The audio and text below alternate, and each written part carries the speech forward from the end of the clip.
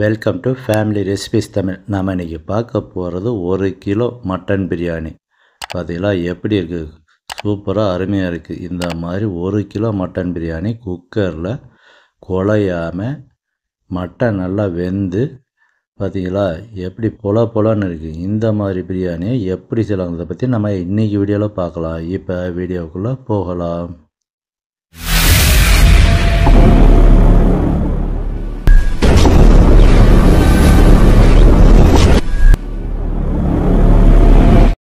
இப்போ மட்டன் பிரியாணி செய்ய ஆரம்பிச்சிடலாம். குக்கர் சூடானவுடனே 100 ml அளவுக்கு ஆயில் போட்டுக்கலாம்.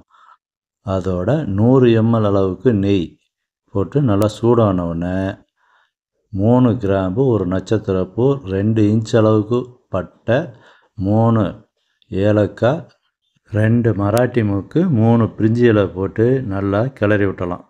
இது கருகக்கூடாது. நல்லா ஹீட் ஏறி நல்லா ஒரு பப்புள்ஸ் மாதிரி வரும். அது வரைக்கும் கிளறி விட்டுட்டு அடுத்ததாக பெரிய வெங்காயம் ஒரு 400 கிராம் அளவுக்கு பெரிய வெங்காயத்தை நீல வாக்கில் கட் பண்ணி இதில் ஆட் பண்ணிடலாம். ஆட் பண்ணி நல்லா கிளறி விடணும். இது மீடியம் ஹீட்டில் வச்சு நல்லா கிளறி விடணும். பார்த்திங்களா, இந்த மாதிரி அடிக்கடி கிளறி விட்டுக்கிட்டே இருக்கணும். இந்த வெங்காயம் நல்லா கலர் சேஞ்ச் ஆகணும். அது வரைக்கும் நல்லா கிளறி விடணும். ஃபேமிலி ரெசிபிஸ் தமிழ் சேனலை லைக் பண்ணுங்கள், சப்ஸ்கிரைப் பண்ணுங்கள், பக்கத்தில் இருக்க பெல் பட்டனை எனேபிள் பண்ணுங்கள், ஷேர் பண்ணுங்கள். இப்போ நல்லா கலர் சேஞ்ச் ஆயிடுச்சு. ஆனியன் இந்த மாதிரி இருக்கணும். இந்த சமயத்தில் ஒரு 5 பச்சை மிளகாயை 2ஆக கட் பண்ணி போட்டுக்கலாம். காரத்துக்கு தகுந்தாப்படி கூட்டியோ குறைச்சோ போட்டுக்கலாம். இதை 1 நிமிஷம் கிளறி விட்டுட்டு 3 விரலால் எடுத்தால் எவ்வளோ புதினா வருமோ அதே அளவுக்கு கொத்தமல்லியும் புதினாவும் போட்டுக்கலாம். அதாவது 3 விரலில் எடுத்தால் எந்த அளவுக்கு வருமோ அந்த அளவுக்கு. ரொம்ப அதிகமாக போட்டக்கூடாது. பார்த்தீங்களா, இந்த அளவு கரெக்டாக இருக்கும். ஒரு 2-3 நிமிஷம் நல்லா கிளறி விட்டுட்டு 300 கிராம் தக்காளியை சின்னதாக கட் பண்ணி போட்டுக்கலாம். போட்டு அதையும் நல்லா கிளறி விட்டலாம். இந்த மாதிரி நல்லா கிளறிக்கிட்டு இருக்கணும்.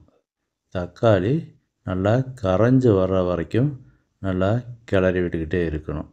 ஃபேமிலி ரெசிபிஸ் தமிழ் சேனலை லைக் பண்ணுங்கள், சப்ஸ்கிரைப் பண்ணுங்கள், பக்கத்தில் இருக்க பெல் பட்டனை எனேபிள் பண்ணுங்கள், ஷேர் பண்ணுங்கள்.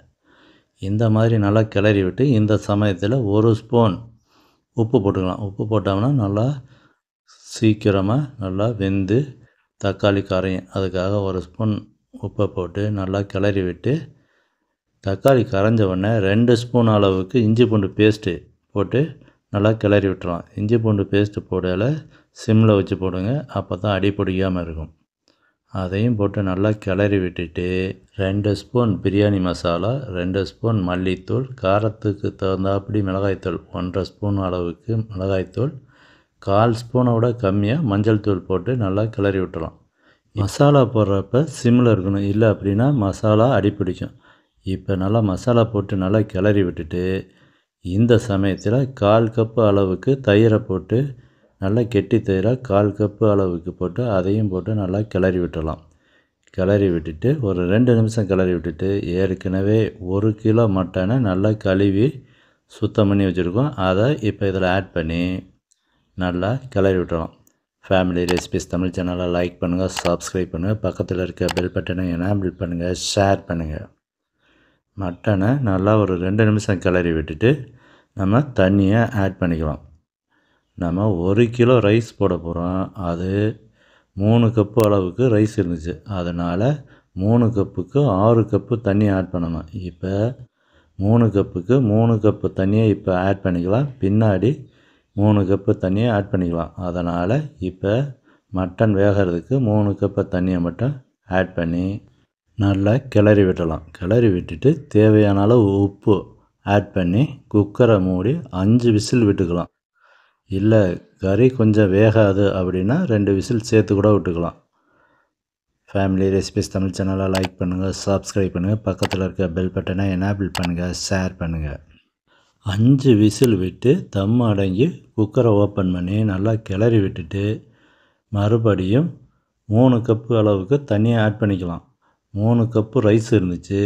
அதனால் 6 கப்பு தண்ணி ஆட் பண்ணணும். 6 கப்பில் 3 கப்பு மட்டன் வேக வைக்கிறப்ப ஆட் பண்ணிவிட்டா மிச்சம் இருக்க 3 கப்பை இப்போ ஆட் பண்ணி உப்பை நல்லா செக் பண்ணிக்கணும். இப்போ உப்பு கொஞ்சம் தூக்கலாக இருக்கணும். அப்போ தான் கரெக்டாக இருக்கும்.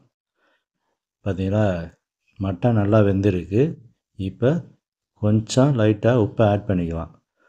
ஆட் பண்ணி நல்லா கிளறி விட்டுட்டு 3 கப்பு ரைஸு ஏற்கனவே 1/4 மணி நேரம் ஊற வச்சுருந்தோம். இப்போ அதை இதில் ஆட் பண்ணிடலாம். ஆட் பண்ணி நல்லா கிளறி விட்டு குக்கரை விசில் போடாமல் மூடி வச்சிடலாம்.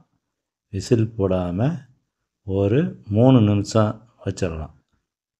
வச்சுட்டு குக்கரை ஓப்பன் பண்ணி மறுபடியும் நல்லா கிளறி விட்டு இந்த சமயத்தில் 2 ஸ்பூன் அளவுக்கு நெய் போட்டு நல்லா கிளறி விடலாம். கிளறி விட்டுட்டு இப்போ நம்ம குக்கரை விசில் போட்டு மூடி வச்சிடலாம். மூடி வச்சுட்டு ஒரு விசில் வந்த உடனே சிம்மில் வச்சிடணும். 10 நிமிஷம் சிம்மில் வச்சுட்டு ஸ்டவ்வை ஆஃப் பண்ணிவிட்டு நாம் தம்மை அடங்கிற பின்னாடி தான் குக்கரை ஓப்பன் பண்ணணும். குக்கரை ஓப்பன் பண்ணாலே மட்டன் பிரியாணி வாசம் சும்மா கம கமன்னு வருது. ரைஸ் நல்லா பொல பொலன்னு இருக்குது. பார்த்தீங்களா, சாதம் நல்லா வெந்து பொல பொலன்னு இருக்குது. இந்த மாதிரி தான் மட்டன் பிரியாணி வைக்கணும். இப்போ பாருங்கள், அருமையான மட்டன் பிரியாணி ரெடி ஆயிடுச்சு. ஃபேமிலி ரெசிபிஸ் தமிழ் சேனலை லைக் பண்ணுங்கள், சப்ஸ்கிரைப் பண்ணுங்கள், பக்கத்தில் இருக்க பெல் பட்டனை எனேபிள் பண்ணுங்கள், ஷேர் பண்ணுங்கள். நன்றி, வணக்கம்.